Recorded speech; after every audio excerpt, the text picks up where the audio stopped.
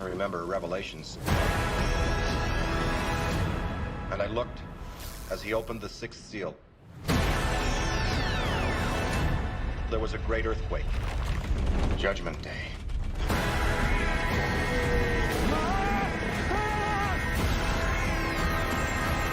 Raise a call. I'm calling about what happened in New York. There hasn't been a ghost sighting in 30 years.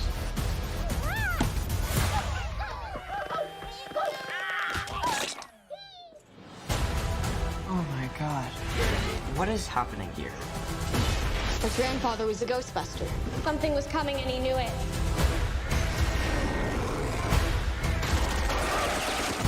I think we opened the gates of hell. Hey, have you missed us?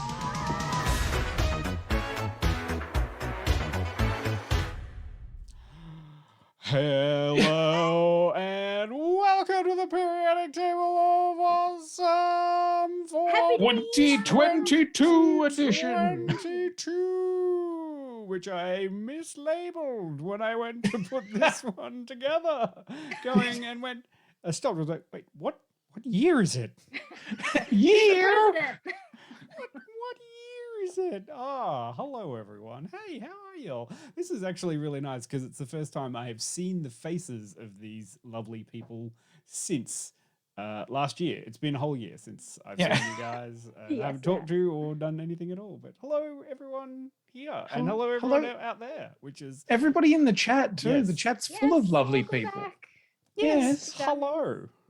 It's so nice to see all the regulars, the Brands and the Predacankers and the Chistangulas and Karina and everything. It's just nice. Yeah. It's nice to nice. be back. That's all I'm Name saying. everybody. Don't let anybody get. Yeah, I know, right? Well, Adski and Blue M&M and Panda Attack, who also I believe has a very, very cool T-shirt that I did see. That she said to us. Put it on Instagram, and I will find a thing for it. Sure. It's a very cool Panda Attack style T-shirt. I mean, yes. Hello. Where are we all? We're not in the regular places, are we? We're all No. still Not currently in my home. No. Yes. not in home. I mean, not. I have a makeshift bedside table at my grandfather's house on the south coast. A very hot room with a fan on and a single ring light. Yeah, amazing. You look incredible. Doing a great job. And yeah, and just slightly, sweaty, but Yeah. Right. It's glow. It's a glow. Yeah. I'm sorry. Yeah. Sorry, my apologies. We didn't need to use any special sparkling makeup to get this look. This is all natural. I woke up today and I was like, "Is it Tuesday? Are we doing a show? Where am I?" Yeah. I love that. The first thing this morning, you're like, "Should we do The Matrix or something?" I'm like, we advertised Ghostbusters solidly a month ago. Yeah. And I was like, Year ago now. Yeah. Like we were on this Ghostbusters train solidly a year ago, buddy. Get on board or get out of the way. Look, it's been an interesting holiday time of nothing. I think I just pulled the pin on the entirety of everything and was like, "What are you doing over Christmas?" Nothing. Oh, Zero. Yeah. I have Getting out been- of bed was an achievement. It's like there. I have the exact opposite of that. I have done so many kilometers over the past couple of weeks. Like I have traveled the length and breadth of Tasmania. I have been onto ferries and islands and been to beautiful places and seen wonderful things and cooked my ass because Tasmania, not like that. I see your faces going, what, Quinny? No. You have a cooked ass. But had a lovely time. And one of the highlights of this trip for me was going and watching this particular film with pretty much my oldest friend in the whole wide world, the person who, I grew up with watching Ghostbusters as a kid, and sitting next to him in a cinema in Hobart. And, even though we saw it, middle of December? A while ago. Yeah. Really? We saw it a while ago. Before the world changed again. Yeah. Yes. Yeah. Yes. Back when we felt relatively okay being in a cinema. Back in the heady times of Delta. Oh God! Omicron. So yes, so I'd seen that, and then I went and watched it with him, and was sitting there grinning from ear to ear again because there's nothing quite like watching it with your oldest, bestest mate. So you can, yeah. I'm gonna. This is going to be my disclaimer that my review of this is coloured through very, very rose-tinted glasses. Literally. And yes, literally, I'm wearing them right now. And the nostalgia filter is on 100% for me. So 100. Oh, okay, right. yeah. So there we go. That's where I'm coming from. Just so you all understand. I mean, Peter? I have to admit to having a similarly tinted review, because this was the first movie I had seen in a cinema since early 2020. And going to see movies at the cinema is like my favorite thing to do. Yeah. So it was nice. And then I immediately stopped going to movies at the cinema again, and that makes me sad. Oh. So this is special to me, this little experience that we had. Just a happy little shining moment where everything was okay. Little shiny moment. I think that was the first movie we saw together. Well, Since yeah, the there's dark that too. times. Since about 2 years, we had all been in the same place in public to go and watch a movie. Good God. Like, Yeah, see? that's actually Yeah. true, isn't it? I mean, so yeah, like, you know, full disclaimer. There's a lot of happy endorphins running through everyone while watching Yes. this film. So this is a thing opinions run may through a vary. positronic endorphin collider. Yeah, yes, absolutely. Yes, well, you know, if you Yeah. there you go. Everyone happy? Yeah, we are. Still, Oh, dear. one of my this is completely unrelated to this film. One of my favorite shots of the original 1984 Ghostbusters is where they fire that sound up for the first time. They're in a lift. And then when somebody says, you know, it just occurred to me that each of us is wearing a nuclear power, an unlicensed nuclear accelerator strapped to our backs. Yeah. And It's like, like, turn me on. It does that. And then because I'd only ever seen it in 4:3, because the VHS that I had was in 4:3, it didn't occur to me how funny the scene is. But when they do that in the widescreen version, Dion, they make that sound effect. yeah, the widescreen version. Or just, and everybody else just shuffles to one side of the frame to get away from the actual thing because they've never heard it that close. And I never knew that until I saw it on DVD like 20 years later. Oh. Wow. Anyway, useless information. There you go. I mean, tales of the 80s and 90s, that is, Quinny. Yeah, I know, Gen right? Z is not going to understand the trials and tribulations of seeing something in 4:3 that was made in widescreen format. Yeah, does anyone understand what pan and scan is anymore? No. Nobody understands the trial of forcing your parents to pause the movie when you first start the DVD so that you can go through the television settings and make sure that it's letterboxed and not zoomed, because Dad liked things closer and kept like zooming it. Oh, What trials and tribulations? yes, That's yeah. nothing. No one's lived until they've sat next to the VHS holding their finger over the pause button to try to stop recording the ads when you were recording the film off TV. So you're watching it and you go, I don't want ads. And then you just have to do that. yeah, but then yes. you unpause it about 30 seconds too late, and then every time you watch that recording, you like miss that 30 seconds of dialogue. Yep. Or you miss an entire ad break because you've got so busy with something else. So there's solidly 5 minutes of film that is just missing. And Typical 90s problem. Some people are complete Absolutely. assholes and they just walk in and press eject as the show started again. And it's like, no! No! I mean, I didn't see the end of The Sound of Music until I was in my late 20s, because the whole thing didn't fit on the DVD that on the VHS that my parents recorded it on. I thought that they just kind of walked off into the sunset. Female deer. That's it. You didn't know there were Nazis in that film? I had no idea they got chased by Nazis. I was See, like, my- that was a nice film where they got married and everyone lived happily ever after. My favorite one is my copy of Predator was recorded from TV on an old tape, and inexplicably the bit where Arnold Schwarzenegger's facing off against the Predator, the tape was warped. So he starts normal. screaming, Like, "Kill I'm me!" here, kill me. Yeah, but instead of it being in Arnold Schwarzenegger's "I'm here, kill me," it comes through as "I'm here, kill me, kill me, come on." Kill me. Oh, man.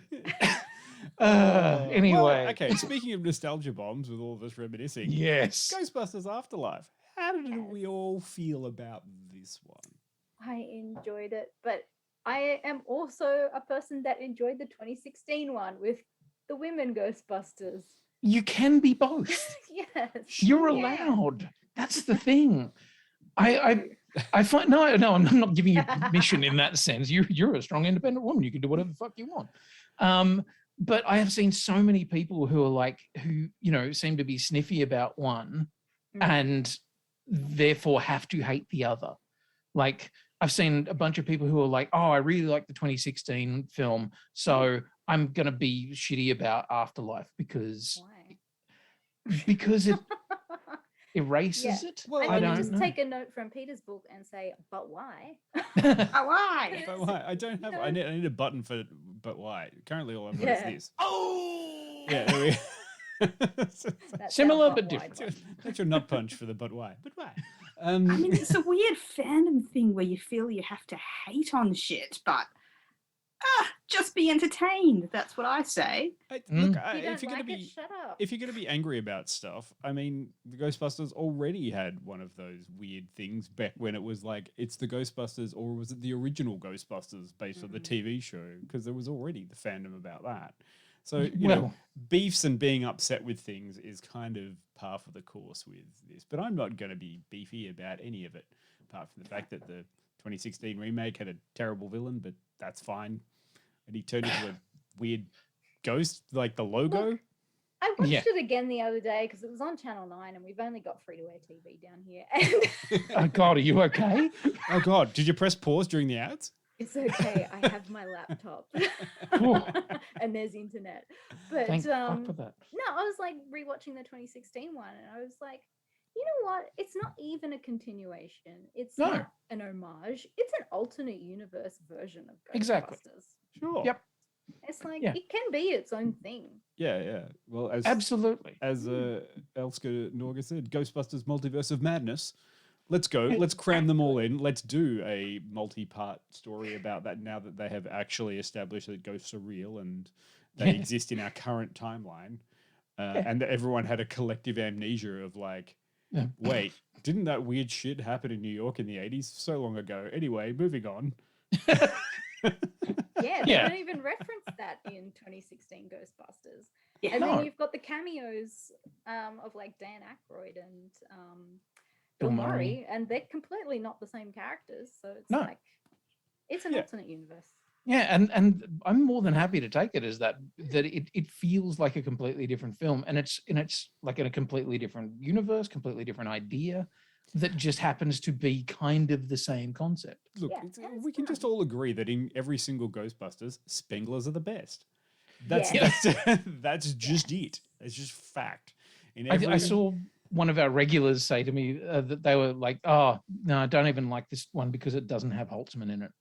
And I was like, you know what? I can understand that because Holtzman by far was the most entertaining part of the 2016 film. Sure. Yes.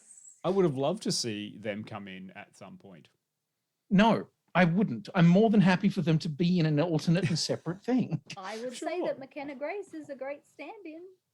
Yes. Sure. Look, you know, kind of like it feels very much to me, and I'll get into this when we get like later on in the spoilery section before we go too far ahead, because like it's only just come out, and this is something we got to see it ages ago.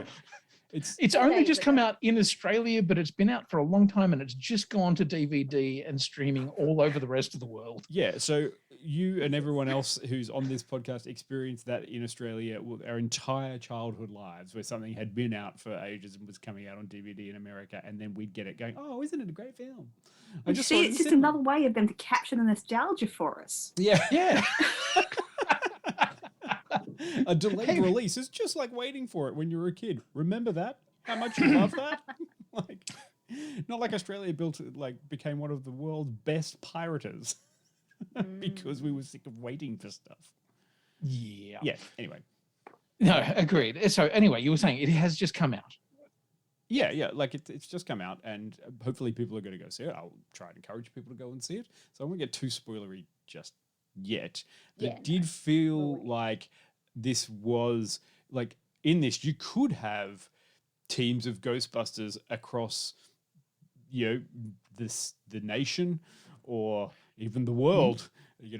Much like weirdly Batman is doing in comic books at the moment, where it's Batman Incorporated, where he's suddenly franchising Bat stuff. Wouldn't you? Which is a weird parallel to draw Ghostbusters and Batman together, but there you go. Yeah.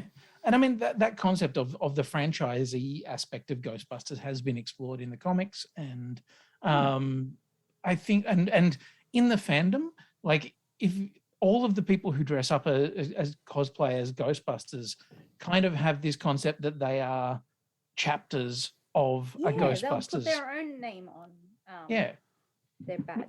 Which I really like. I like the idea. And so they can have their own ecto vehicles, which may not necessarily look like the Cadillac, but, are still canonically whatever they want. And I'm down for that. As long as they're all using the franchise technology of an unlicensed nuclear accelerator. Yeah, it's totally fine. Fine.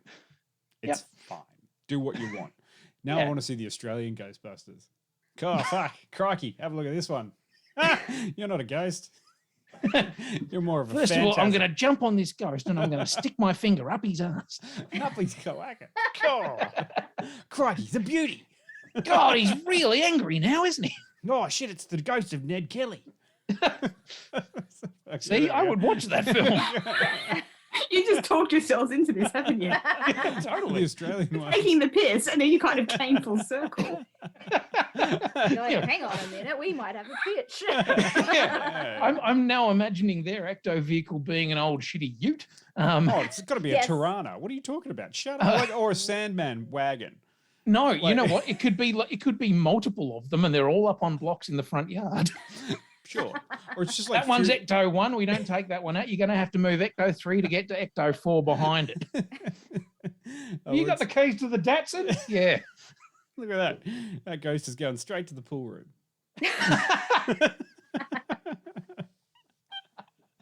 Yes. Amazing. I love that. Or maybe the ghost container is just a water tank out the back. Go and get back in there, you bastard. What is bloody things. this movie about? That is a very good question, Jill. Sure. Should I find a synopsis of some description? What happens if I put a bit of music in there? Come on. Ooh. From director Jason Reitman and producer Ivan Reitman, who's fantastic, a genius, I think, comes the next chapter in the original Ghostbusters universe. In Ghostbusters Afterlife, when a single mom and her 2 kids arrive in a small town, they begin to discover their connection to the original Ghostbusters and the secret legacy their grandfather left behind. In a small town, who are you gonna call? Some kids! Yeah. Just gonna pull that down. Licenses. Yeah. Let's talk over it so Twitch doesn't kill us. Okay. Ghostbusters, yeah. Yeah. I ain't afraid of no DMC. Run DMC or run DCMA? DCMA, yeah. Run DCMA. Go, what? Anyway, sorry. Yeah. So, I mean, it's not a great synopsis, but that's what we got. Yeah. Well, so we're following the story of, and I mean, do we ever actually, is she named as being Spengler? Like, not until obviously quite late in the film, but the mum of Carrie Coon, I don't think, does she, I'm guessing she's probably using her married name. I'm now just going to look up the actual cast list. But it didn't really bother us because, well, it didn't bother me when I was watching it because I'm like, that is very definitely a Spengler. Yeah. And especially considering it, like, what I kind of liked about the film, it opened with a very unseen, flavorful, this is Ghostbusters, someone that we should know. All hidden, like the thing where you make sure you can't see the person, it's just inferred everywhere. Giving us all the things that we wanted to see from the first film. So it was originally just sort of going, hey, remember all the things you like from Ghostbusters? Here they all are immediately.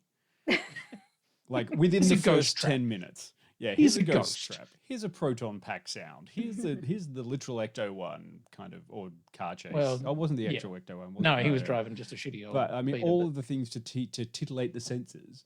and get you ready for this kind of thing, or the chair gag, the ghost chair, like all of that shit, just to get you ready for it. And then it went back to this kind of like, oh, what does this have to do with this family? It's like, well, obviously this is what the fuck's happening. But I also like that they set it in, and it's a good old horror movie trope that they always use or they pull out, which is bumfuck flyover state America, middle of nowhere. It is actually kind of an isolated town on itself. No one is around there. No one really talks to each other because it's so isolated. It doesn't have phone signal, doesn't have anything. Weird shit can happen out there because it's just so far away from everything. And that was good. And I thought it matched for that because it was, the first two Ghostbusters were very metro set. Yeah. Which worked for those instances. And then it was interesting to take it to this sort of setting. And I was curious to see how they'd execute it. Yeah, and I think it was potentially a bit of a, not necessarily a risk, but it was a thing to separate it because the other two were so New York City based.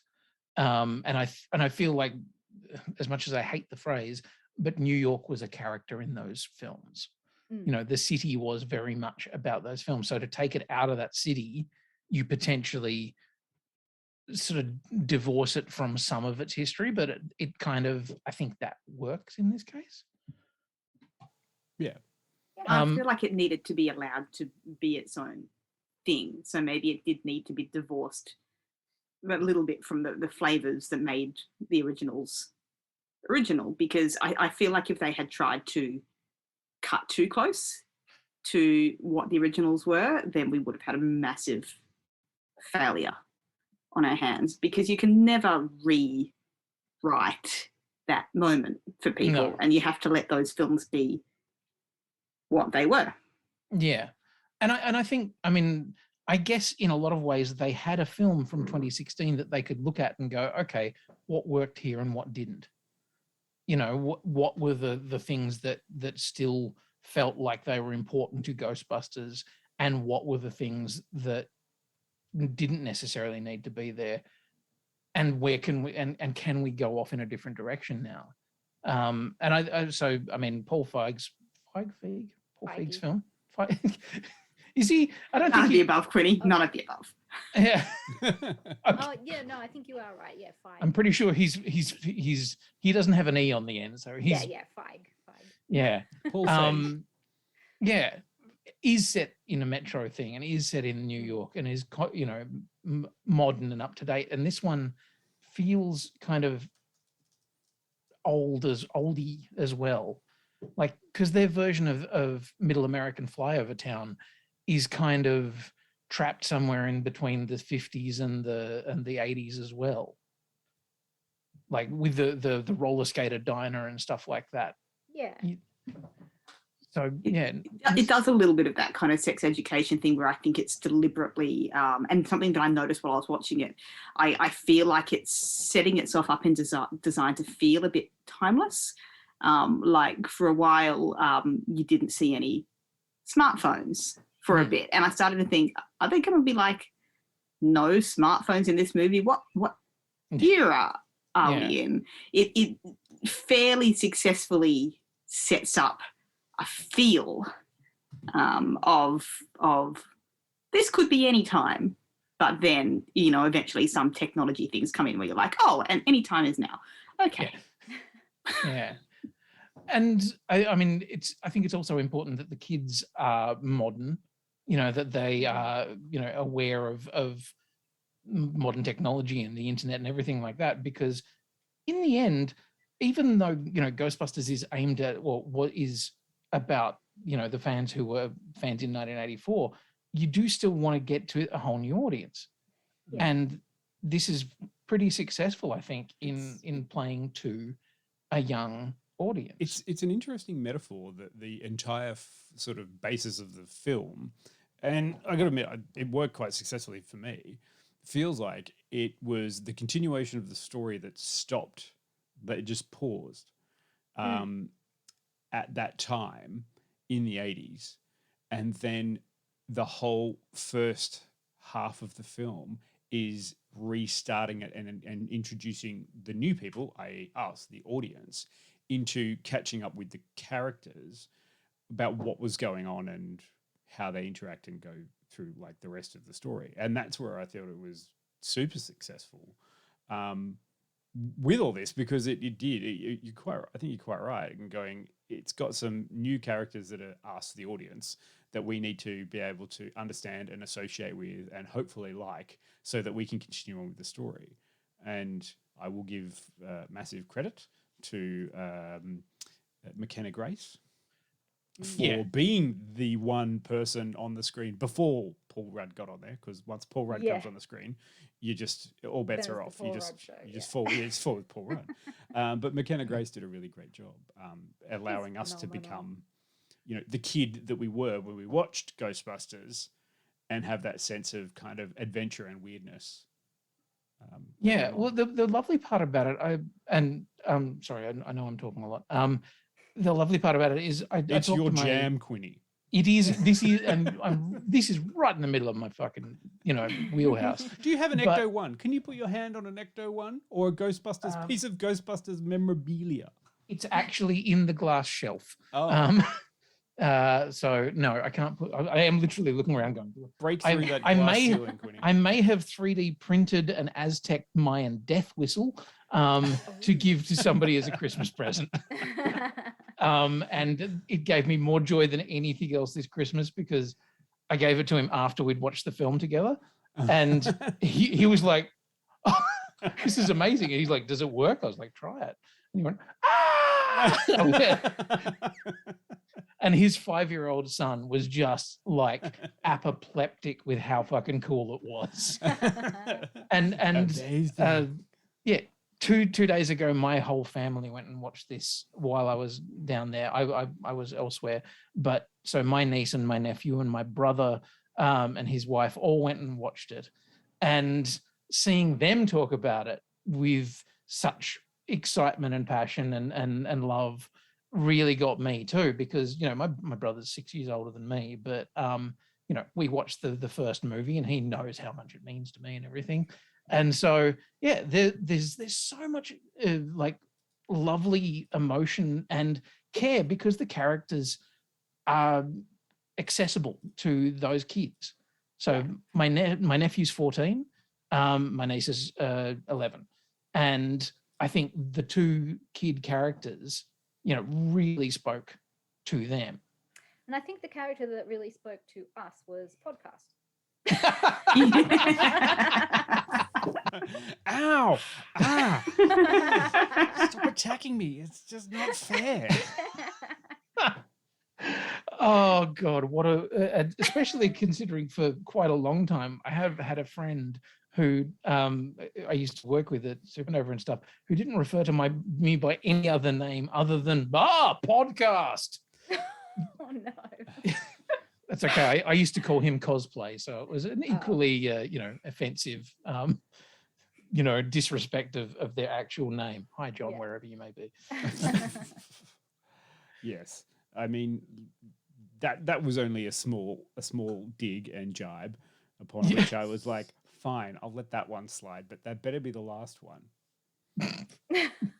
You don't even have phone reception. You don't have the internet in your town. You suck.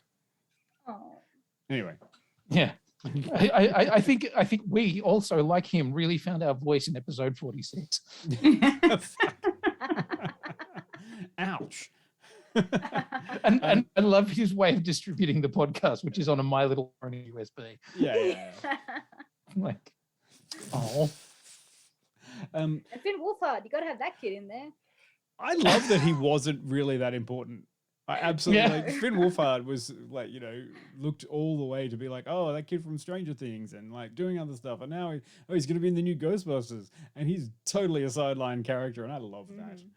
I love that he was just kind of like, oh, it's Finn Wolfhard, that kid who's now growing up much quicker than anyone expected. But hey, that's and just awkwardly. What life is. Yeah. It's like, don't you just love to see an awkward 15-year-old on screen? All lanky and yeah. I mean, the problem is that most 15-year-olds we see on screen are 26. So let's like. How old is he? Is he like honestly like still a pubescent teenager. Oh, dear, like- sorry. I just read the chat and I'm like, Finn Wolfhard, the Wish Timothy Chalamet. And I'm like, oh, perfect. There you go. That's Oh a my great God, one. Well Quinny, done. you Timothy nailed it. Chalamet at home. So mean. We have Nailed Timothy it. Chalamet at home. Okay, he was born in December 2002, But that's which Holy makes shit. him 19. Yeah, like Okay, that's right. that's completely. Look, I mean, all I got to say is, don't be mean towards anyone because Neville Longbottom. Jesus, Yeah. you know, yeah, okay, you know, everyone just kind of went, "Holy shit, Neville Longbottom!" It's like, yeah, He glowed up, man. that shit Yeah. happens. Yeah. I do think it's interesting though that Finn, like they're clearly trying to do some kind of analogs to the original Ghostbusters, like in the sense that Finn Wolfhard being the romantic, the one who's trying to get it on with Lucky and everything like that, is trying to be our Venkman kind of. Ooh, that's a reach. It is though, and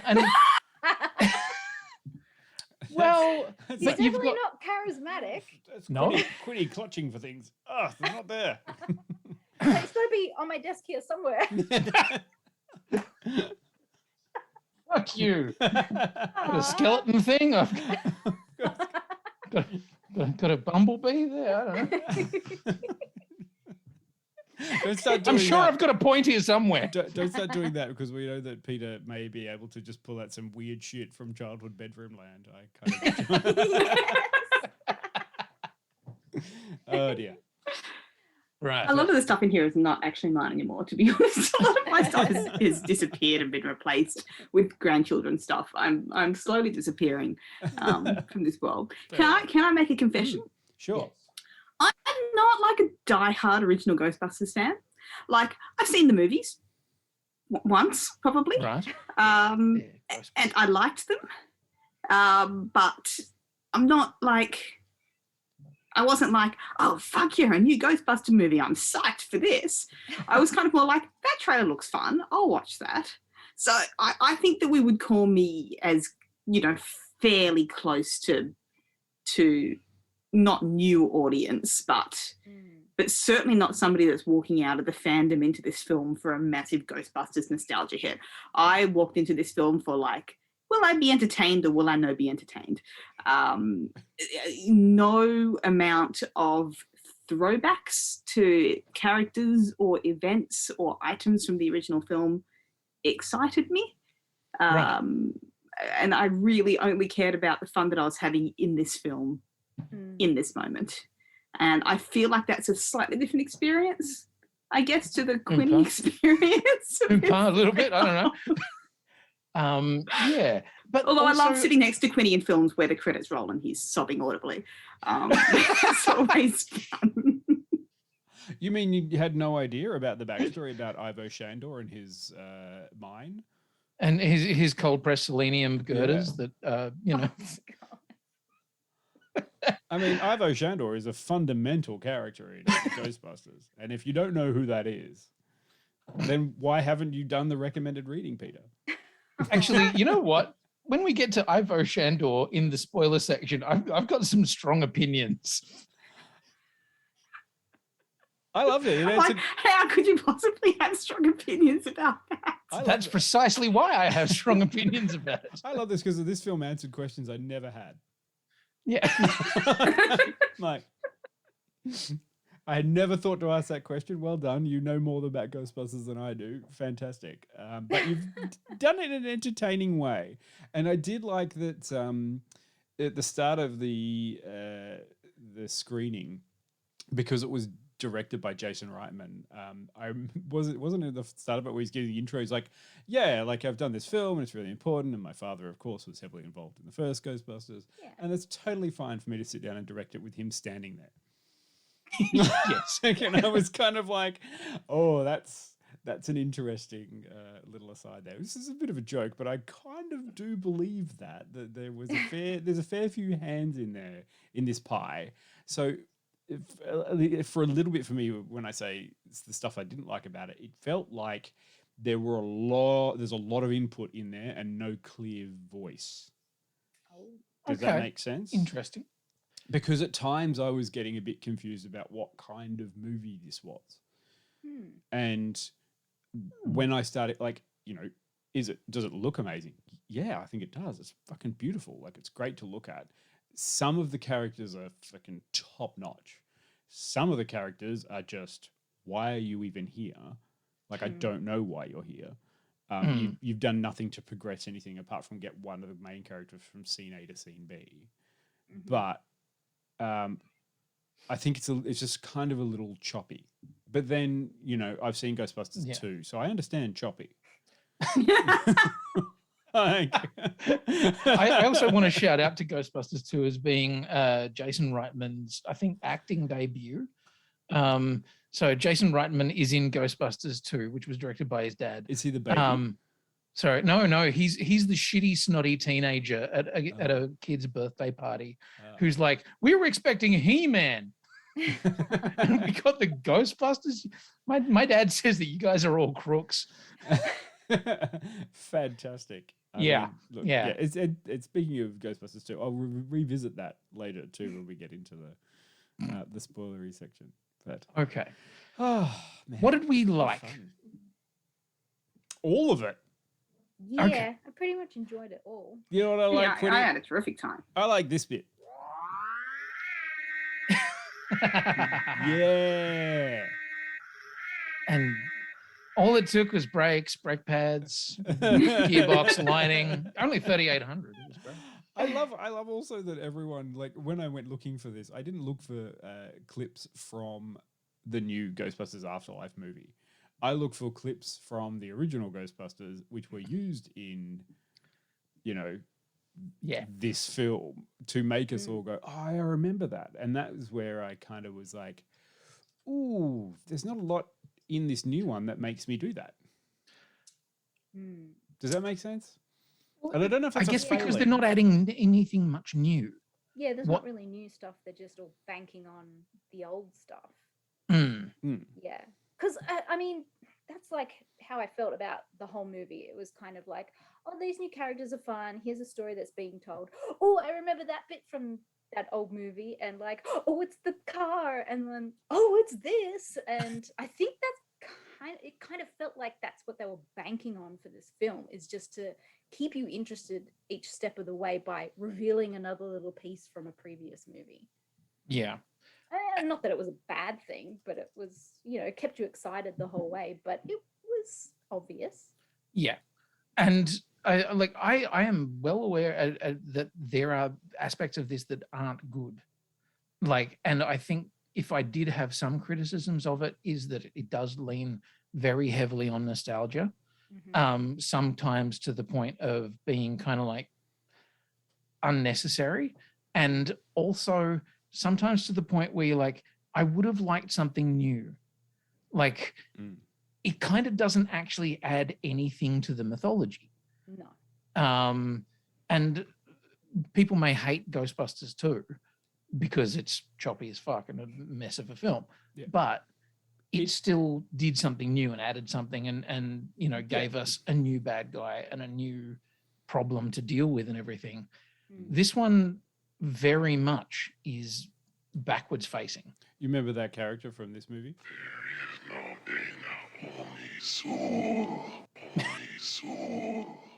Yes. But honestly, as a person who's just admitted that I give zero shits about the nostalgia value of this, I still had a terrific time. So I'm not sure that that's necessarily the problem that you feel it is if you had a terrific time and I had a terrific time. Which is great. We're not saying it's bad stuff. We're just critiquing that kind of stuff was obvious. Yeah. Yeah. It was less obvious to me because I was like, oh yeah, I'm peripherally aware of this thing. Cool. Yeah. We still loved it, but it was like, we know why you're doing it. It's sort of like there's a weird thing with it because, you know, it will always have its harsh comparisons to the 2016 one, and even that villain wasn't great. It was poorly, it's kind of poorly rectified and worked out. And so they kind of, when they went back to do this one, like, oh no, we've got to go all the way back. We need to go back to the start. We need to do like the whole kind of thing. And yeah, I had a great time with it, even though it was the same kind of villains and, it was just kind of nostalgia bombing me. But, not as bad as something like Ready Player One, which was just like, hey, you remember things you like? Flashes. Sorry, Missy's asking the question, is this movie a soft reboot? In no way, shape, or form. It's a continuation. It's a direct sequel to Ghostbusters 2. It's not a spoiler to say that the villain in this is Zool. Well, it's not actually Zool. Yeah, and I would say that yes, it is a big spoiler if you want to be careful with it, because when I watched it, I had no fucking clue. True. That's Dion's where they were going. Spoiled it with the thing. What I would say is the sound thing. Saying, Zool, and this villain in the movie. Zool is in the movie, but he's not the villain. Oh, okay. Yeah. Like, and Zool is actually, is one of the dogs. The terror dogs. Terror dogs. Oh, okay. Oh, I'm sorry. And the terror dog is in the trailer, so technically, that's not a spoiler. We're in no spoiler territory, but I do want to talk about said villain later that I think you're talking about, Jill. Yeah. Okay. Well, I just kind of feel like it's cheap to recycle these characters. Yeah. I'm like, okay, so here's my thought. I'm like, okay, this is a continuation of the previous movies, but from the perspective of outsiders. So if you just want to do another Ghostbusters movie, just do it with the Ghostbusters. True, except for, if you're going to recycle everything, let's do it with the Ghostbusters. And I'm very aware that I have absolutely no legs to stand on here. Let's just have a look back recently and have a look at some of the recycled movies that have come out in the same way, a la Star Wars. I was just thinking that a lot of this conversation is sounding to me as an outsider to Star Wars as well. Very similar to conversations we had about that. Yeah, absolutely. They just rinsed, repeat The Force Awakens from come on, like they didn't even do anything new, including Super Weapon and Death Star Trench Run. And I must admit that did pop into my brain a little bit while watching this, of all of those criticisms that we had for The Force Awakens could be applied here. But I think this was a far more successful film than the Force Awakens, because I really liked Force Awakens. I don't understand why people hate it. Because that's an argument for another time. I'm just going to preemptively gonk myself. Fair enough. That's a conversation for a different time. What I want to talk about right now is... Do you have any hobbies? I collect spores, molds, and fungus. And that was where, another one from the original one. I liked the way that they tied everything in together from those original Ghostbusters to these new characters. In a really, really nice way, where I gave a shit about them. In sort of strange kind of ways. Like I was supposed to give more of a shit about some of the other characters, but I actually only really gave a shit about just one of them. And that was really nice too. And even when they had their big thing at the end, which I won't be talking about just yet, I was just really much like, hey, that's cool. Still worried about that main character that I want to talk about over here, because this is where the linchpin of the series is currently resting, and it's a good linchpin. Yeah. And that's what they can make an entire series based on McKenna Grace's character, and I will be there for every fucking episode of that, because she is so incredibly watchable. But also, like, she gets the comic timing. She gets the way that this film is playing with people. Like, she pitches it perfectly, and I don't necessarily think Finn Wolfhard manages that all the way through. No. And look, I kind of want her to grow up and become Holtzman. See, I want her to grow up and be Holtzman, and I want her older brother to be an idiot still in the future. Yeah. Just the dopey one who's just going along with his younger sister's genius. But also I liked the way that it was set and some of the interactions that like she had as a character, because it's very interesting to present someone as who is already an outsider and then putting them in a situation where they become even more of an outsider in a different situation, like when she moved from, her town, on the East Coast or whatever, back to Middle America, and all those family interactions that are going around them. Don't be yourself. Hey, one of those family interactions with don't be yourself. Yeah. Yeah. Like, I mean, all of that was really, it made everyone go, oh, this is, but they're always nice. Like, people were always nice in it. And that's where I was kind of like, I like this. I want to go along with this person, this journey. I'm getting there. I get all this, Ghostbusters nostalgia too, which is great. And well, I think it meshed sort of okay. Like, I just think it just became a little bit weird by the end, but I still loved it. Okay. In what way a little bit weird? I don't really go with it without spoiling it too much. Maybe that's the answer for spoilers then. Yeah. Like, that's kind of a thing. Like, my opinions that I have there are great, but like, hey, amazing special effects, great location. I thought it was fun. We don't get to see enough old quarries and empty wheat fields from America. We don't get to see enough tiny country towns that have no cell phone reception, which is just a canny way of stopping kids and their pesky, mobile telephones from taking photos of everything. Like, they wouldn't be recording it and then uploading it later. Yes, I love that. Well, no, they did. Yeah. Anyway, I like that it may be a tiny town in the middle of buttfuck nowhere, but apparently they also still have a gigantic Walmart, because everywhere has a gigantic fucking Walmart. Did you not understand America, Quinny? I do understand America, and also I understand product placement when I see it. Sure, but come on, Stay Puft Marshmallow Man. It's funny because the original films We'll talk about that. make no qualms about their product placement. There's an entire sequence about a Twinkie. Yeah, that's true. So I will forgive it that, but it was one of those moments that I just went, whoa, that's a big ad for Walmart, wasn't it? Well, it's fine. All right. Does anyone else have anything they want to talk about before we go to ratings? So we can get to the clip, so that we can get to the spoiler section, and fair warning, everyone. Not be here for 3 hours. Yeah, true. Absolutely. Yes. Yeah, it's true. No, good. All right. Okay. Ratings.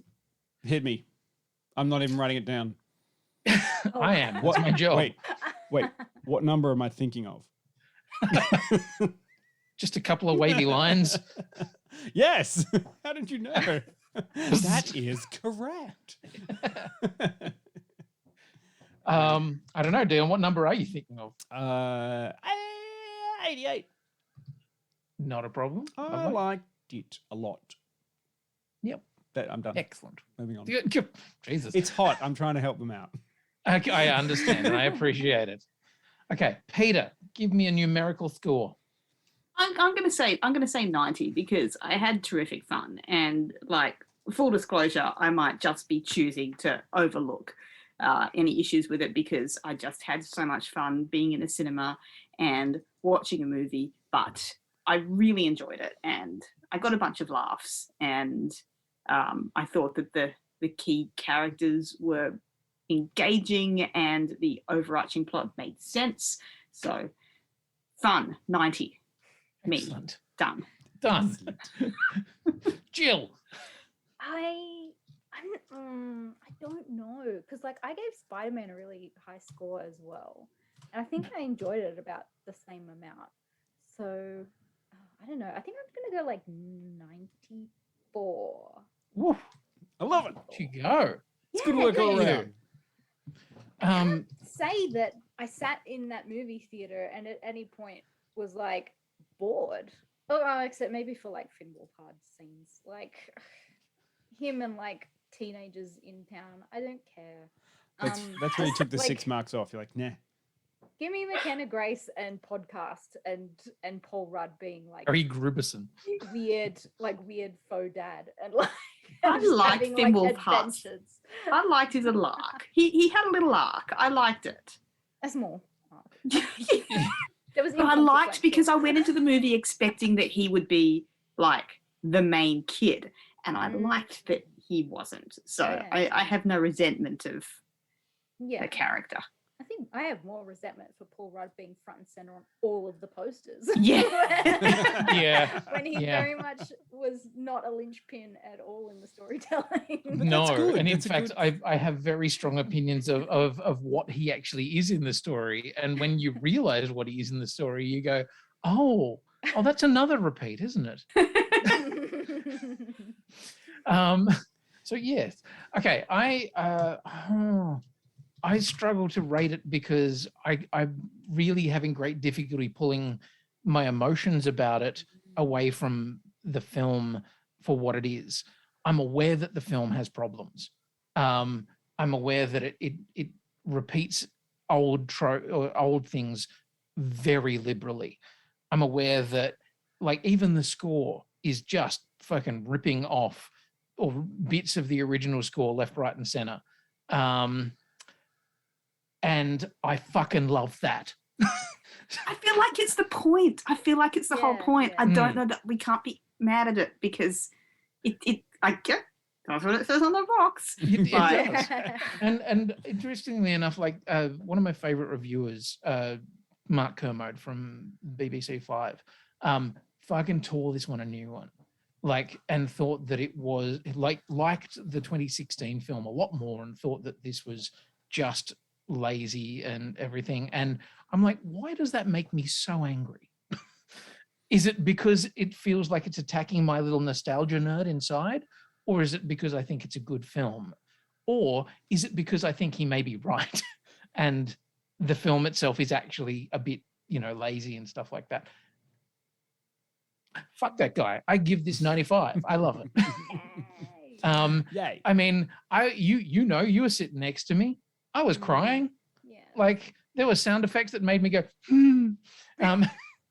I looked and over. Quinny, You go. I watched the review. You sent it to me, and I also disagree. And like I said, I give zero shits about the source material.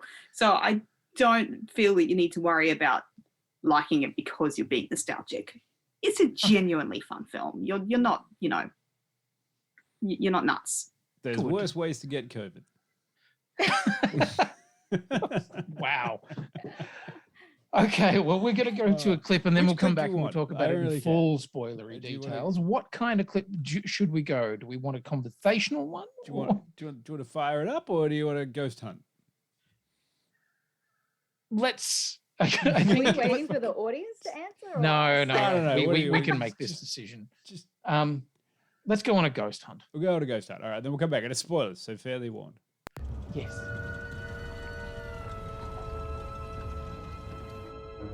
Can you stop breathing in my ear? No. Guys, this is kind of stupid. Are you sure you didn't just see, like, a raccoon or, like, a possum? There!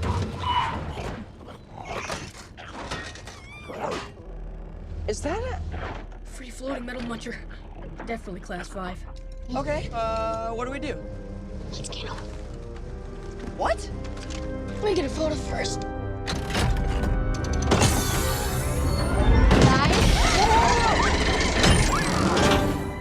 Oh, it has a gunner seat?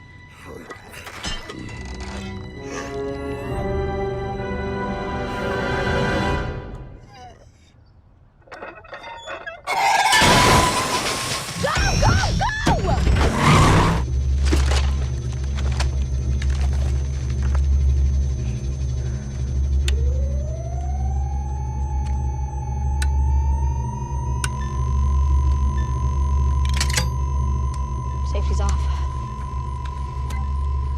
Her feet are planted. Her face is poised. Will this be the moment of her death? Nobody knows.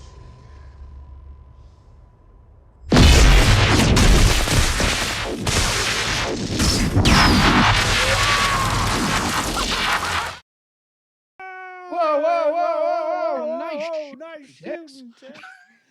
Oh man. Okay. All right, I gotta put the spoiler logo up. Sorry, yes, good reminder. Thank you. Now it's there in the pride of place, and let's talk about all of the things. And we bid a fond Holy- farewell to everybody who's Yes, now but, dipping out thank you. because they Yeah, don't want please dip. spoilers. Yeah. See you guys. Yeah. Can I say, like, one of the things that I think I ended up enjoying this a lot more than I thought I was going to, because when I first saw the trailer for this, it's not that I was pissed, but it seemed to me the way that they were advertising it, that like, well, we tried your Ghostbuster for women, didn't work. Here's a Ghostbuster for boys again now. And I was just so excited during the film that that wasn't what I was being served, and that it was so successful for me as a whole story, and as a character, and as a character arc that really kind of tied in with these old characters that I know that we all know. And I might be one of the reasons I liked it so much is because it very much exceeded my expectations in those ways. I don't remember that trailer. Like, it's not that I don't believe you, but like, so were the first trailers kind of indicating that they were referencing the 2016 film, or no? The first, all of the trailers felt to me like Finn Wolfhard and Paul Rudd were kind of the linchpins of the film. Yeah. And like I said, I wasn't like mad about it. I wasn't like, fuck this film. But it was kind of, it felt, it wasn't advertised in a way that made you feel like this was going to be a film with a kick-ass young female character in the lead. Yeah, 100% agree. And I think Agreed. that's probably clever advertising given the backlash of previous moments. But I do think that it's so successfully just a great character in a great story that I don't think that anybody could possibly point a finger at it for being like destroying our childhood by making it about girls. no? And you know what? There are two really strong female characters in there. Yeah, like, sorry, but McKenna Grace's character is wonderful and multifaceted and intelligent and funny and has so much stuff going on. But then I actually think Callie, the mum, also has a lot of oomph to her. Like, she gets a lot of really good stuff to do. She's got a lot of emotional stuff going on. She gets to do the thing that everyone kind of wants to do. What's that? Bang Paul Rudd. Bang the Keymaster. That's actually one of my bits that I actually felt like, oh, I wish you'd found a different thing to do. Oh, like, right. With the two Terrorhounds and the two people. So okay, the spoiler in full effect. Oh yeah, spoiler logo's up. Paul Rudd and Gary Coon are the Keymaster and Gatekeeper, and the point where Paul Rudd's running away from the Terror Dog, I went, oh fuck, he's Lewis Tully. Shit. Yeah. But I mean, like, well, I mean, they're possessed by the Keymaster and the Gatekeeper, and they need to copulate in order to turn into the Terror Dogs. And then, which is like a weird non-consensual like plot point that I didn't love. No. Well, did you not see the original Ghostbusters with Sigourney Weaver? I mean, Rick if you go Moranis back was and like- rewatch the original, there's some weird non-consensual shit happening all the way through that. Like, why does Peter Venkman take 30 cc's of Thorazine on a date with him? Yeah. It's not great. Like, but I mean, we're not judging stuff on that. We're talking more about Gozer. That's what I'm saying. Okay. Yeah, I'm saying it. I'm going right now. Like, the main villain of this is quite obviously, again, recycled Gozer, who is the non-gender specific. Where's she? Mesopotamian deity. I see. I'm not good at these specifics. Okay, it goes with the Gozerian. Yes. Good evening. Recite the lines, Quinny. No, I'm not going to. Oh fuck. Okay, well. What you want the whole goes of the Gozerian good Yeah, evening yeah, as a yeah. duly designated representative of the city, state, and county of New York. I order you forthwith to cease all supernatural activities and return to your was it place of origin or nearest convenient parallel dimension. We got one! Yeah. Yeah. That's what I wanted. Yeah. I wanted Quinny's nerd. Thank you. Yeah, Very much. you got it. So yeah, How do we feel interesting about choice. the Gozer returning? In fact, everyone returning. It was just like, oh, the two Terror Dogs and Gozer is all returning back again. Yeah, well, I mean, Missy wants to know if there are any cameos, and I would say that there are all of the cameos.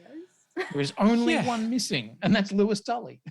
Yeah. Yeah. Oh, and that was a- Dickless. Dickless never shows up. that was an actual shame to not have Lewis Tully in there.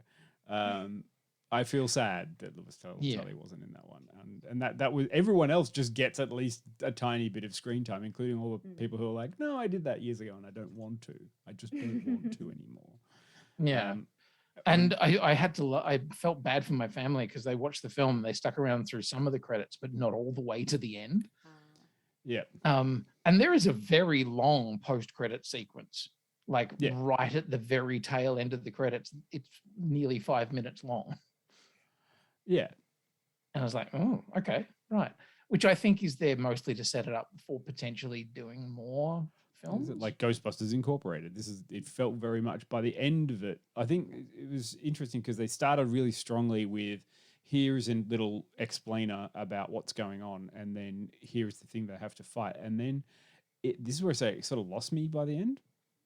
When it started talking about all of these things to do with spirituality and afterlife and ghosts and what does that mean and how do you interact with people and, you know, how do you resolve stuff when someone's passed on. That's what I think there was an underlying current of it. And then it went all the way sort of past and through that into the realm of just like, oh, and now we're going to reinvigorate the Ghostbusters, and now we're going to work out we're going to like drop some stuff in there to work out how that we continue this story by feeding us the same kinds of things over and over again, instead of taking what I think should be their jump off point and starting something a little new. Yeah. You know, I like the idea of the Ghostbusters being based in the middle of America, dealing with everyday problems of everyday towns who might be haunted. That's cool. Yeah. And it needs to fill the hole that Supernatural left. Yeah, exactly. Sure. Actually, I mean, that would be an amazing sort of story to do, is a road movie.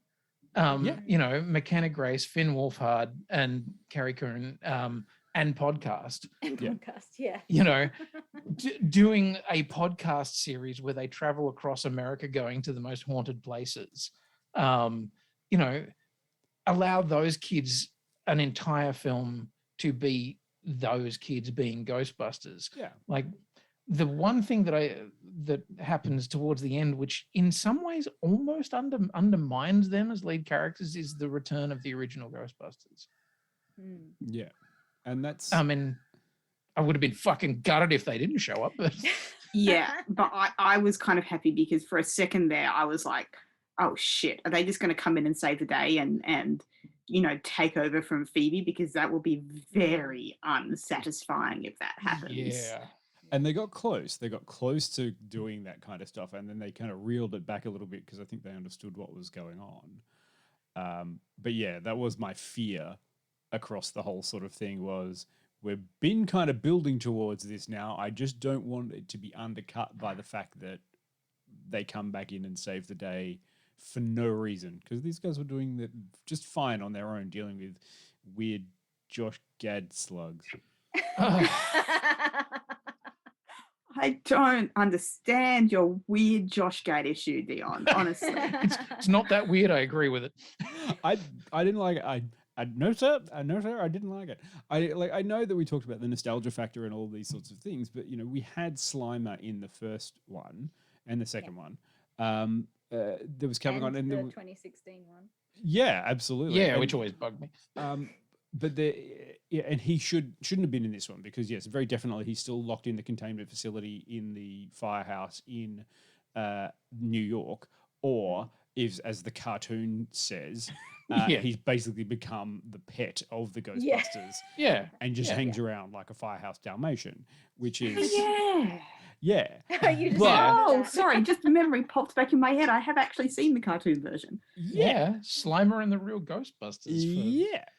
many, many seasons. But they kind of, it felt really annoying, like they were just cookie cuttering, rubber stamping a Slimer-ish thing. And I Agreed. was just like, oh man, come on, do a different kind of ghost. Make it scary. There were no scary ghosts in this. Where was the librarian? Yeah. Yeah, because that was one of the best parts about that first film is that as a 6-year-old, the librarian ghost is fucking pants shittingly terrifying. And Yeah. you know, the arms coming out of the armchair, funny, The was a armchair. terrifying sequence. Sure. And I mean, yes, there's the right thing to say there. Why rehash Slimer and the Stay Puft? Like, I kind of like the Stay Puft things. The Stay Puft things were funny. They held was their funny. right. They held the right place because they were just demonic, like Yeah. tiny little. What was the Fantasia thing? Where The same context as the original Stay Puft. So it's like, well, how does this work? And I mean, that was an interesting choice too, to not do like if you, because they were repeating so many elements of the first film. You know, we get Gozer the god, but in the first film they summon Gozer the Destructor, which is a different version of it, which is why Mr. Stay Puft shows up, because you know, it's like you have to choose the form, and so Ray makes him a Stay Puft Marshmallow Man. In this one, they kind of skip that bit. Yeah, I mean, like, yeah, they're more interested in getting it onto screen and explaining how they're going to do that. But it was like there's a few ropey ideologies that's going on here. You're just kind of going to go with it, and that's kind of the fun of it. Like, I like the idea. I just feel really like they kind of cut it all short by introducing us to Ivo Shandor. I was wondering when we were going to get to I him. know, like Ivo Shandor is definitely there, and he's like in a glass coffin. He's definitely going to be reanimated. He ran a weird sex demon cult, trying to resurrect a god, and he's still there. And then he literally just fucking appears and dies. And it was the worst use of J.K. Simmons since, I don't know, the original Spider-Man movie, where we didn't get to see enough pictures of Spider-Man. Yeah. I mean, I know, love J.K. pictures of Simmons. Gozer. But like J.K. Simmons, can you imagine the call sheet on that? He's like, oh yeah, I want you to be this character. Yeah, great. Okay, you're going to turn up. Okay, we filmed this scene. Bye. Yeah. I actually feel like he must have been an element of a different draft of the script or something. Yeah. Because, like, I mean, the character throughout the lore stuff of Ghostbusters, you know, has been around since the first film, and there's, you know, and it was always kind of like just name checked. But then to include him and then get rid of him so quickly just felt like a really weird fucking misfire. Yeah. And I don't get it at all.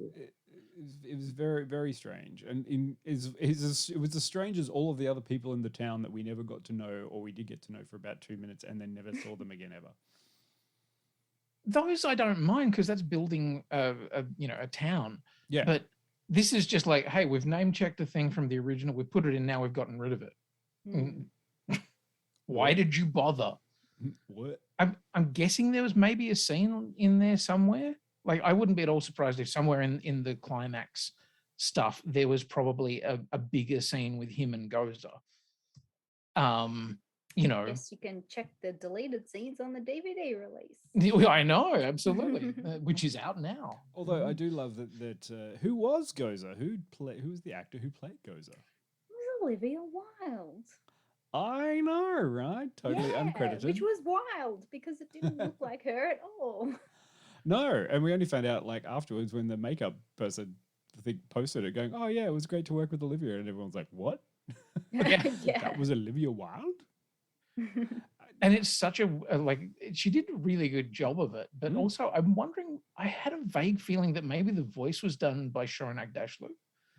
I think it did. It sounded a lot like her. Yeah, it was Shora Agdashlu provided Gozer's voice, and another actor, Emma Portner, played the CGI version. So it's kind of like a combined thing. And I It's a like team that they effort. had Gozer in there, but like I really could have done to see more of Vigo the Carpathian. Or I would have liked to see another kind of Sumerian or other, evil person be the main spirit in charge, which is why Egon went to there, because there were other spirits getting out rather than the one they've already defeated. Yeah. And that is a Yeah. big thing, isn't it? Like we've already done Gozer. Yeah. Like let's do something else. Or like that was Gozer the whatever. Now let's go Gozer the apocalypse. Where's Gozer the Queen. instructor? Yeah. Just I really don't have a strong enough memory of the original films for that to have annoyed me. Well, I mean, in the first one, like it is such a thing, and it was funny because in the original drafts of the script, Gozer was going to be just a dude in a suit, and it was meant to be played by Pee Wee Herman, and then they at the last minute went, let's go for a different look entirely, and went for a Russian supermodel and put her in a weird bubble wrap outfit, and just went, there you go, that's Gozer, done, whatever it wants to be. It's good. And yeah, I don't know. I think it felt like it was, just repeating. Yeah. And look, I liked it, but at the same time, I was like, come on. Look, it's an interesting thing. It's really weird. We all rated it very highly, but we're still talking about like these things that we were like, oh, this was so annoying about it. But the whole point of it I want to get across is I had a really good time with it. It hit all of the right bits in, like the right crinkles in all of your nostalgic zones to feel good, and I think people should see it. Make your own choice. Tell me if you hated the new Slimer knockoff sort of person, or did you want to see Gozer or did you not want to? Yep, I did have some issues also with the speed of radio-controlled cars, especially ones from the 80s, because the battery power wasn't that good. Like it would have run out of it. Like D cells cannot run. Yeah. No, that from the 80s. That was a suspension of disbelief moment. It was, but he did do. But if you're gonna go with ghost catching lasers, then you can go with remote control cars that can go as fast as a car. Yeah. For miles and miles and miles. For miles and miles and miles. Exactly. It's just Ghostbuster technology. Yeah. Well, you know what would have made more sense if it was a drone. Yeah. And then it would have been like more modern as well, just a little drone. But they can't do that because it all has to be still based off the thing where they take a photo and it's a Polaroid, because it's still technically the 80s.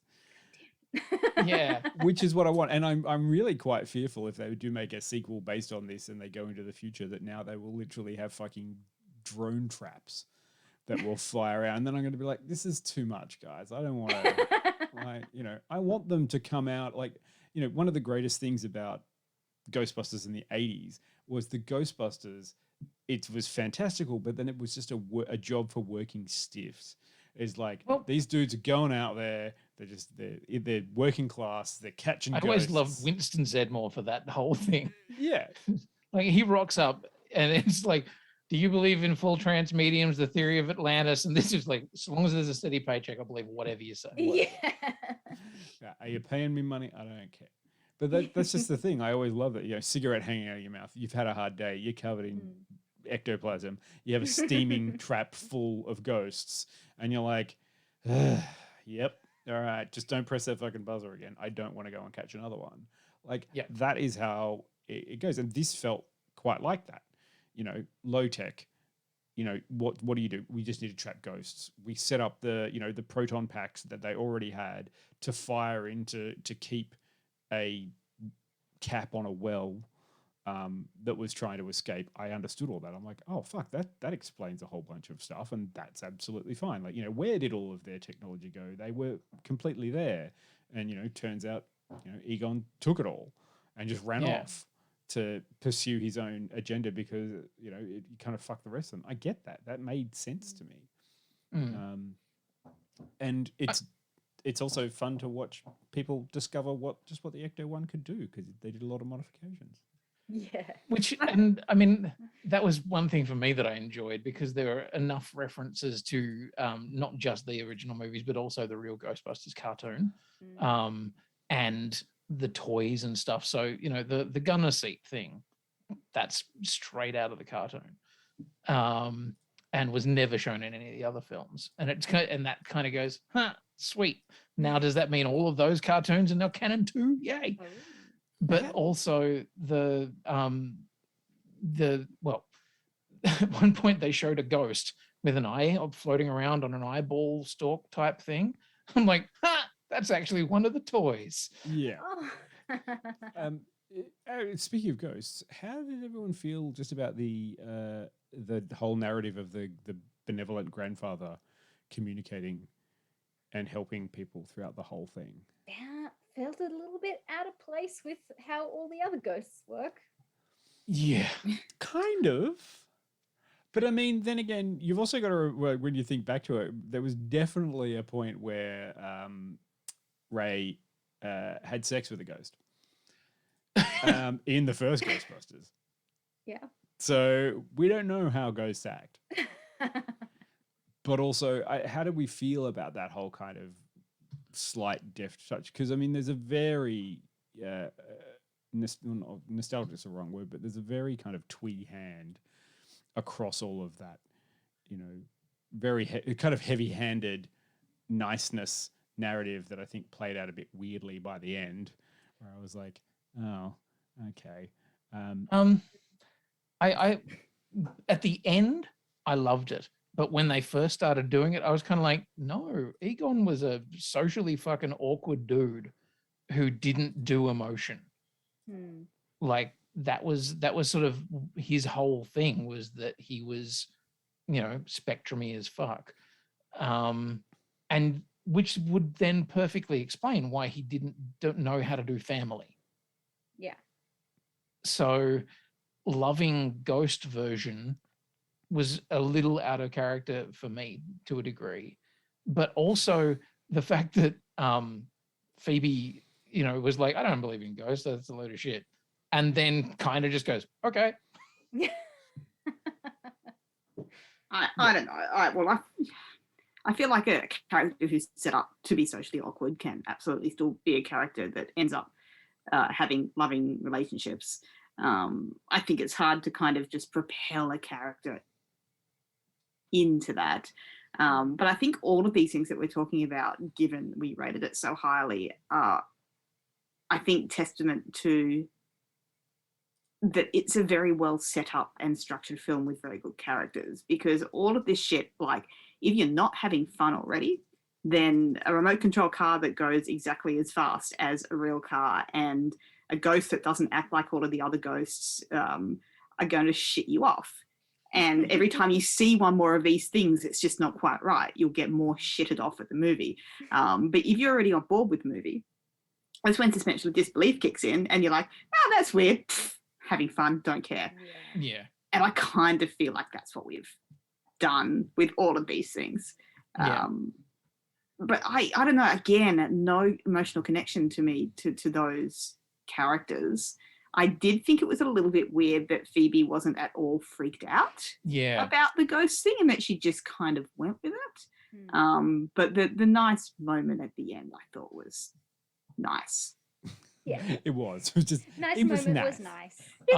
It was nice. And maybe they needed the previous stuff to have that Yeah. moment. And they did also need a device by which Phoebe comes to understand how this shit works. Otherwise, the plot, like, we needed the plot device for the story to work. We did. How do plots work?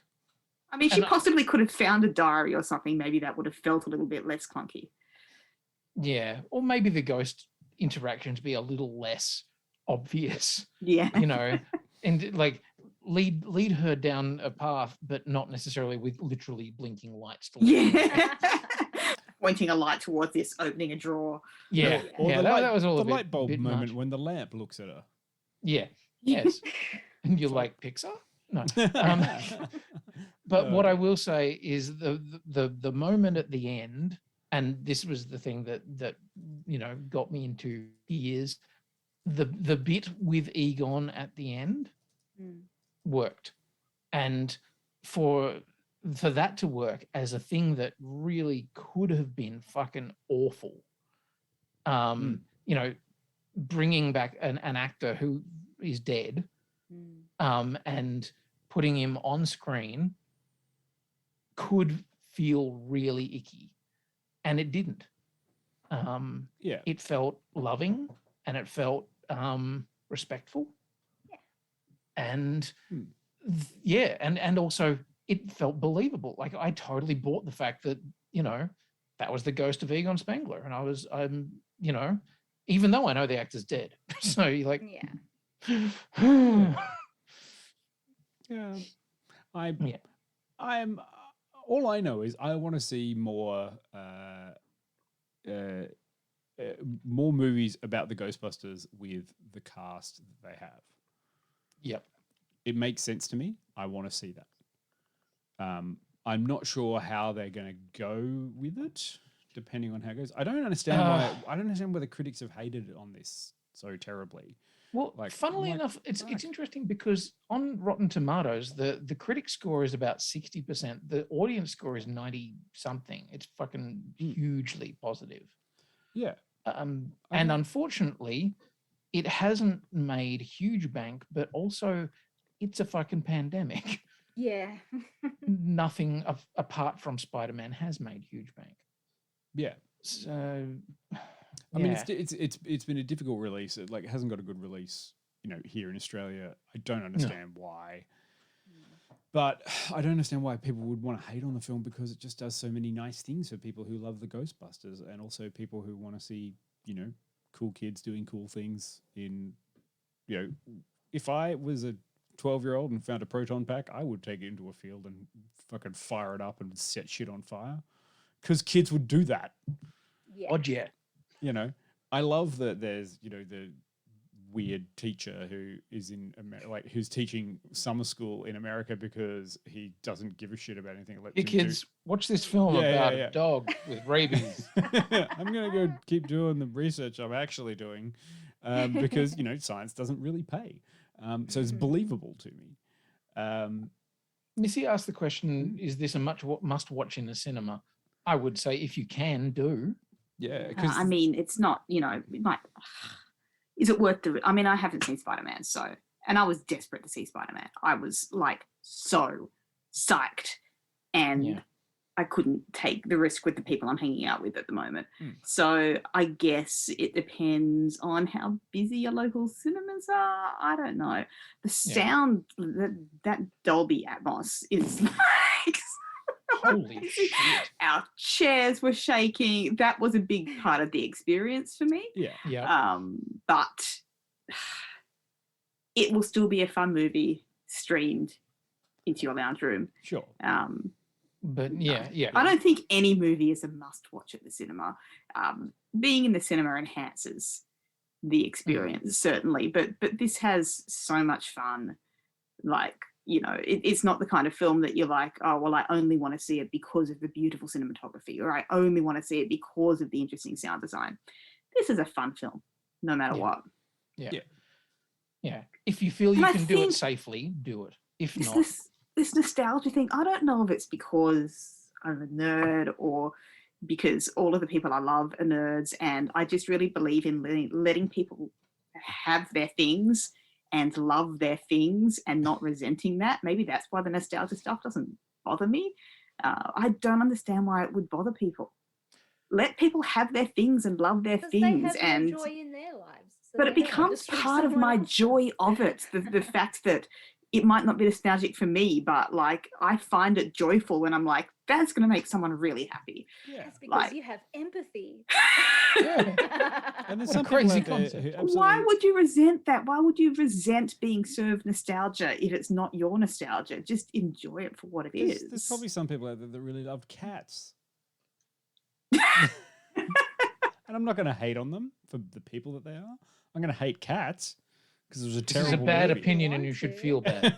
I might judge that person, but I won't judge the movie. But sure, honestly, everyone loves Ghostbusters. If you like Ghostbusters and Ghostbusters 2 or even Ghostbusters in 2016, you're probably going to like this Ghostbusters. It's the same thing. People busting ghosts. And busting makes me feel good.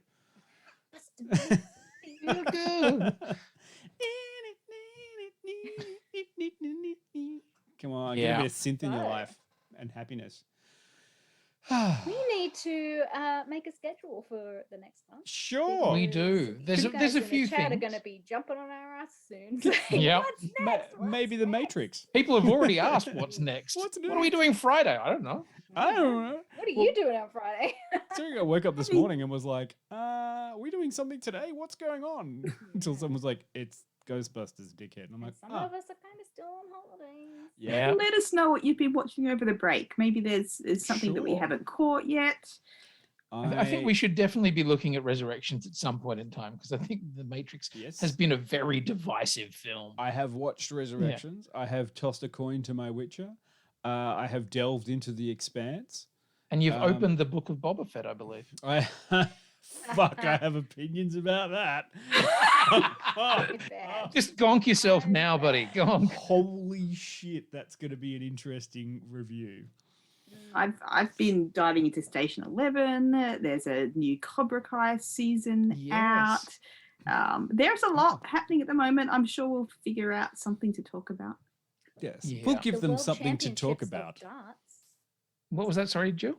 I've been watching the World Championships of Darts. Oh. Peter Wright won this year. Oh, He good. last won in 2020. 180. 25 I. I'm full holiday mode. I'm not binging anything. Wait, someone said there's a Ted Lasso Christmas special? No, they already did their Christmas episode. There's an animation. I haven't little watched it yet. I've been animated one. saving it. Yeah, it's. I've been saving it for a Right. moment of need. They did. It's very cute. Super cute. All about a Yeah. moustache. Well, look, I hope everyone had a relatively relaxed and safe Christmas and a reserved New Year's like everyone around here. Oh, I partied like it was 1999 on New Year's. Did you? On the shores of at the Taste of Tasmania. I went to bed at 10:30. It was such a fucking weird experience. So anyone who's ever been to the Taste of Tasmania knows it's like this massive food and wine festival that normally has 10, 15,000 people go to it. This time they capped their tickets at 5,000 and only managed to sell 2.5. Yeah. Ooh. Well, hey, Yeah.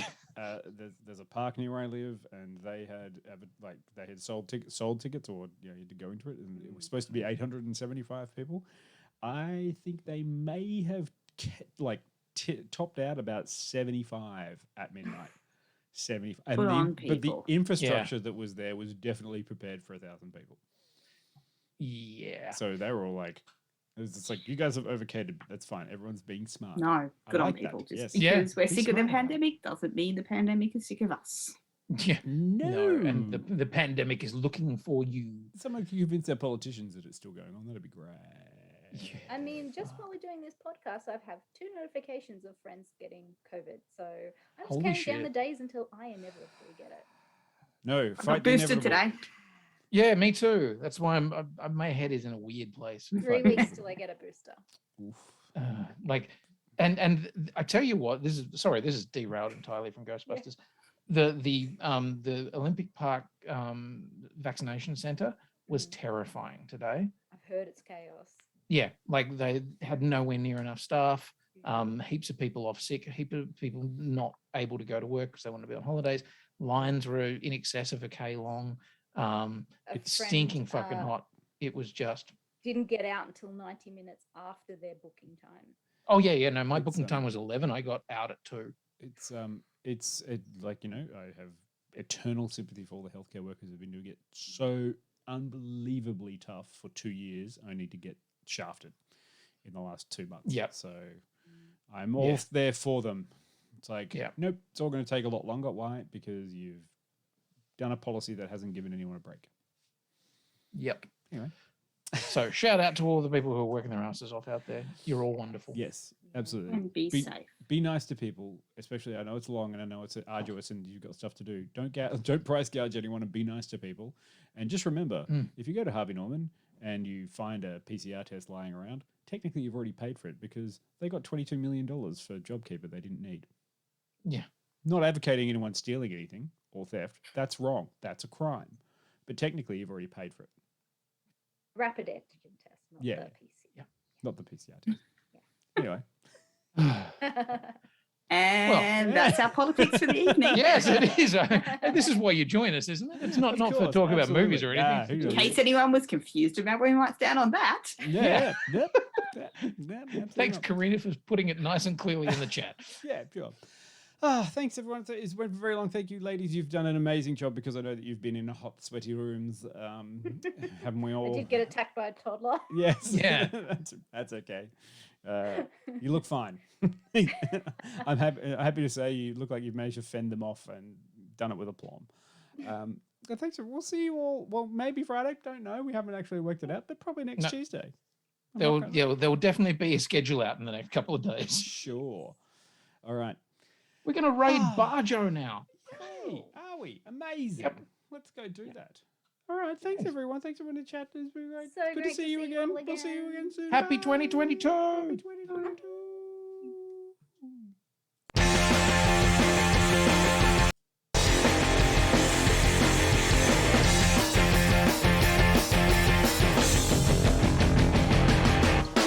I wanna live in a world full of heroes, not sit here counting zeros in a cubicle downtown. I wanna look out my window, see 'em flying, and swing across the horizon as I cheer 'em on so proud. Deep-powered girl keeps staring at her face, and call Colossus and have 'em teach me ways, and then we'd exercise. I'd be one of the guys. But martial arts from iron fist and wall, I'll dance her up and teach her all my songs. Oh, I wanna live in a world full of heroes, not cooking up these heroes at my parents' restaurant now. I wanna yell out Avengers assemble, not order up for Ethel. Yeah, we're out of cheeky now. Date Emma Frost and have her read my mind. Or Magdalena, her artifacts I find, and then we catch a symphony. It'll just be her and me. Call Bucky Barnes and arm wrestle for hours.